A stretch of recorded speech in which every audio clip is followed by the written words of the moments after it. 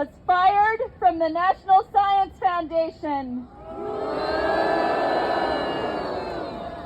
Thank you. I was told to speak very loud, A, and B, I didn't have anything prepared, but I've been so inspired by hearing all these great stories about the importance of science, and I felt that you might want to hear my view and what happened to me. Okay, louder. Okay. Right up against it. Okay, hopefully you can hear me. So as they said, my name is Karl Rockne, and on February 18th at 9 a.m., I was working at the National Science Foundation as a program officer. I run a very large program, the environmental engineering program. I manage a portfolio of about $100 million of research in public health and in the environment. At 9 a.m., I got an email to say there's a meeting at 10 a.m. for probationary employees. I was not a probationary employee, and I was puzzled by this.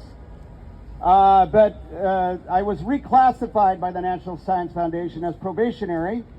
And at 10 o'clock, I went to the meeting, and 168 of us were fired.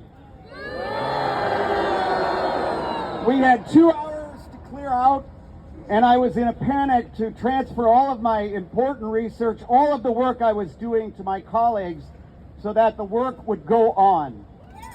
Yes. Since then, I've had many reporters ask me about the experience. It was a shock, needless to say, and it is very heartening to hear scientists and people affected by science talk about it. But what I want to talk about, or what I want to emphasize, is that we are leaving we have the potential to leave a generation of STEM professionals behind if we don't continue funding them. One of the most important things I do is fund researchers. And how do I do that? I bring decades of my experience. I assemble panels of experts who know what are the important problems to be studying and how best to do that. You can't replicate that with AI.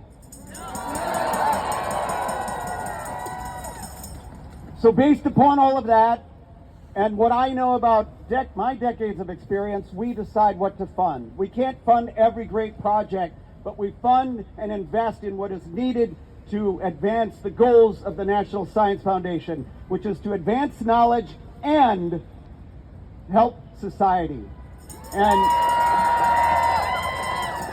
to have somebody just come up and not know anything about what I do, and in a letter that says, based upon your performance, fight is infuriating. You know, I could go on about all the awards I've won and all of that stuff, but to have this happen to you, to somebody who came back and took a significant pay cut to serve the public, is the worst thing that's ever happened to me. And I think the only way this is going to be made better is by you making your voice heard. Talk to the people who you elected. They serve you. Tell them how important science is. Thank you.